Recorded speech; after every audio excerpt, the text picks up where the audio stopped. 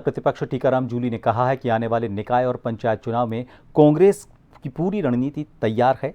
चुनाव से अगर हम पहले की बात करें तो चुनाव में पहले ही सरकार ने विलंब कर दिया।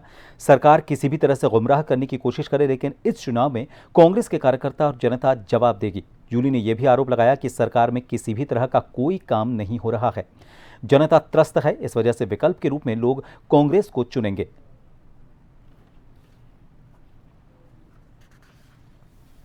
राजस्थान में आने वाले दिन काफ़ी महत्वपूर्ण होंगे, खासकर सियासी हलचल को लेकर। अगस्त में ही निकाय और पंचायत राज चुनाव, जो बहुत लंबे समय से अपेक्षित हैं, उनकी घोषणा होनी है और हर पार्टी अब अपनी ओर से तैयारी में जुटी हुई। कमीशन भी अपनी ओर से तैयारी में है। टीकाराम जूली साहब हमारे साथ हैं, अपोजिशन के लीडर हैं। जूली साहब, अगस्त में काफ़ी लंबे समय से आप लोगों ने आवाज़ उठाई, सब जगह हल्ला बोल भी किया। अब वो टाइम आ रहा है कि अभी भी कोई सस्पेंस है कि अगस्त में घोषणा नहीं हो पाएगी? अब तो लगता है कि करेंगे, क्योंकि इतना जो फटकारा है कोर्ट ने, दो बार माफ़ी मांगी है, उसके बावजूद भी अगर नहीं कराएंगे तो फिर तो मैं समझता हूँ ज़्यादा ही दुर्गति होनी इनकी तय है। मरना दोनों तरफ से है। चुनाव नहीं कराएंगे तो कोर्ट मारेगा और कराएंगे तो जनता मारेगी। इनकी हालत जो है बहुत ख़राब है। ये सिर्फ जो वार्डों का पुनर्गठन किया है उसमें बेईमानी करके जीतना चाहते हैं, वो जनता जीतने नहीं देगी इनको। लेकिन जूली साहब, आप कह रहे हैं कि जनता जीतने नहीं देगी। बीजेपी के तमाम नेता, सरकार, मुख्यमंत्री दावा कर रहे हैं कि इतना काम हो चुका है जो अब तक नहीं हुआ। भाई, वो काम कहाँ हो रहा है?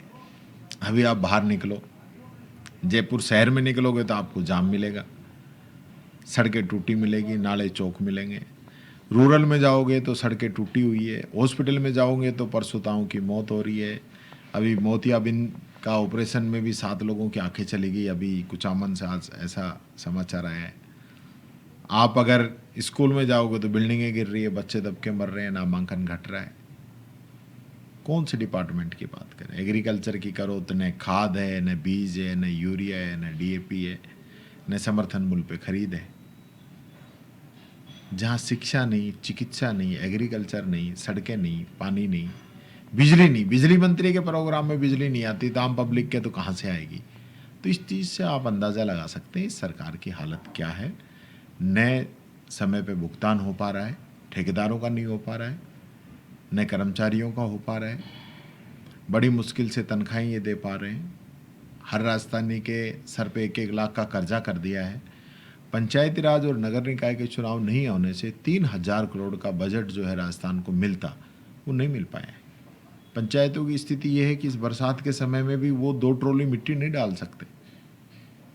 तो ये जो स्थिति के अंदर लेके आए हैं, क्योंकि यहाँ स्थिति ये है कि ग्रामीण विकास मंत्री अलग है, पंचायती राज अलग है, उनको भी 2 टुकड़ों में बांट दिया। और नज़र ऐसा आता है कि दिलावर साहब जो है एजुकेशन से ज़्यादा ये पंचायती राज पे ध्यान दे रहे हैं।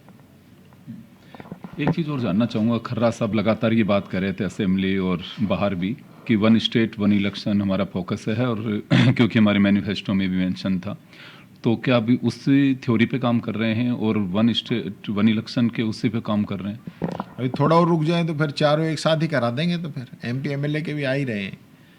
1 स्टेट 1 इलेक्शन का जो फॉर्मूला है, अभी भी आप देख लेना, जो आपका चुनाव आप जारी करें, कैलेंडर जो जारी करेंगे, आपके पास उतने कर्मचारी नहीं है, उतनी मशीनें ही नहीं है।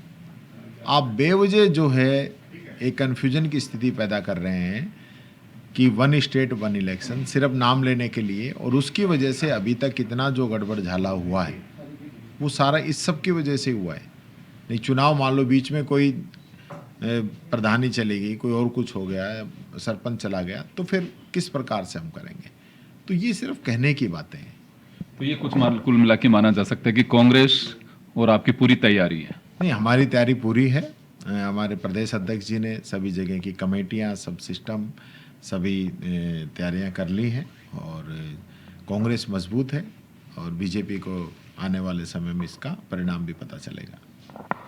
तो चलिए, परिणाम क्या रहेगा तो वक्त बताएगा, लेकिन जूली साहब साफ कह रहे हैं कि हमारी तैयारी पूरी है, भरोसा है और जनता नाराज है, इसका हमें फ़ायदा मिलेगा। कैमरा पर्सन श्याम के साथ योगेंद्र शर्मा, जन टीवी न्यूज, जयपुर। और बड़ी खबर